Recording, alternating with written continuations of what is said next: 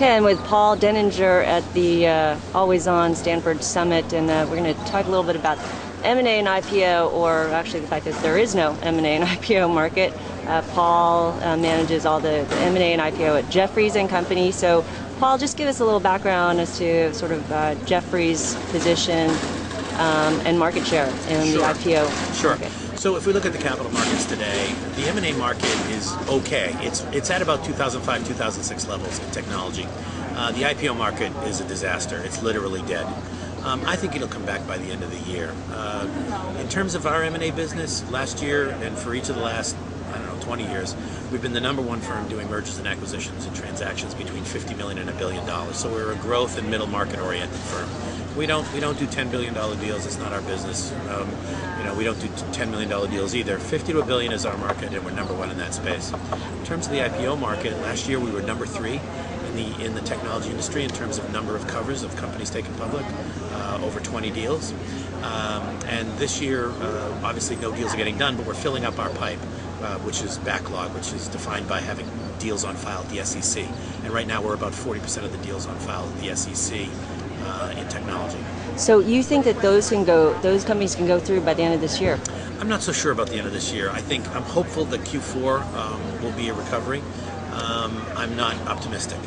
I am optimistic. Which of the companies in your pipeline, can you talk about that? I really can't talk about any of the companies in my pipeline. They're all in quiet periods. Do you think that there's companies like Slide and Ning that have received $500 million market cap, $1 billion from LinkedIn? Do you think these companies will be able to go public in 2009 or 10? It's possible. I mean, the IPO market, most IPO market valuations are between $300 million and $1 billion.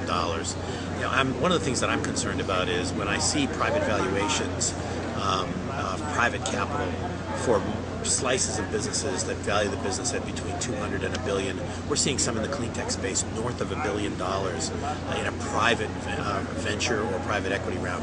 I think that's crazy. What about Sarbanes-Oxley? Is that going to change? Do you suspect that? I think Sarbanes-Oxley is already improving. By evidence the fact that a couple of software companies that do only software Sarbanes-Oxley compliance, in the complexity of Sarbanes-Oxley compliance, are having trouble meeting their numbers. People don't find Sarbanes-Oxley as complicated anymore because the accounting firms are getting better and better at minimizing the invasion and keeping the paperwork not to a minimum. It's a lot of paperwork, don't get me wrong, but it's better now than it was 5 years ago. People are getting better at doing it, and I personally think that while it certainly is a negative factor, it's not nearly the negative factor it was 5 or 6 years ago. What can we learn from the UK markets? How can we improve? I guess if you could do it very short. Well, first of all, the UK doesn't have Sarbanes-Oxley, so we could eliminate Sarbanes-Oxley. That would be a good idea. Believe me, I'm not in favor of it. I just don't think it's an excuse for why our IPO market is as bad as it is.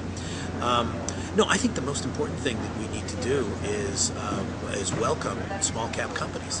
And by welcome them, I mean even the VCs and the CEOs themselves. The problem is that there's been a massive consolidation in the investment banking industry. I was at a company yesterday, $1.5 billion semiconductor company, market cap semiconductor company, went public in 1991. There were 41 companies on that company's cover. I saw the cover. I actually took a picture of it.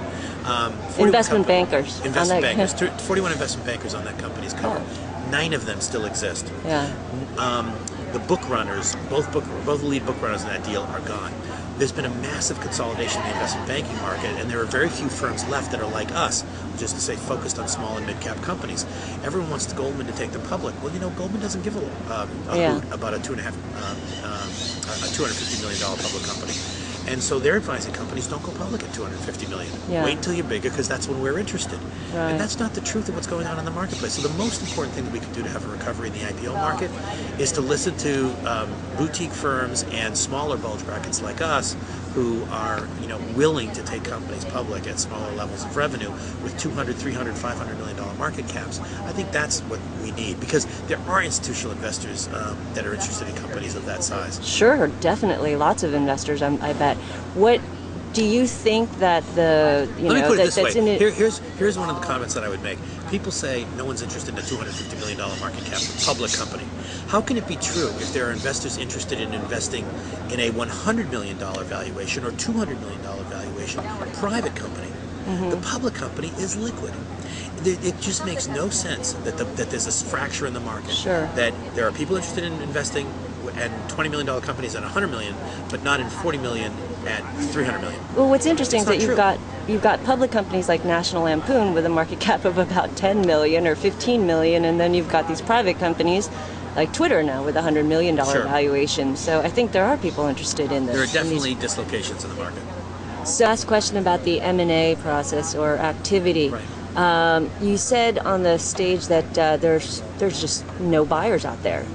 So what Fewer happens buyers. to there are fewer buyers out there? So what happens to companies like some person mentioned? There's 1,000 companies that are Sure. looking. So here's the problem. The problem is that the number of public companies has shrunk every year for the last 8 years. That means fewer buyers every year.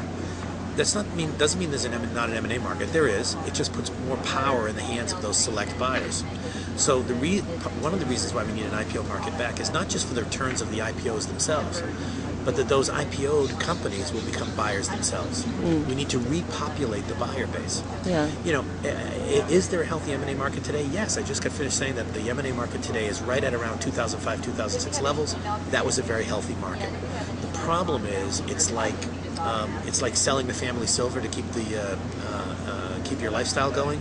You're eventually going to run out of silver, and if you aren't really creating wealth and you're just consuming it, you're not putting yourself in a very good position. And that's what the venture industry is doing right now.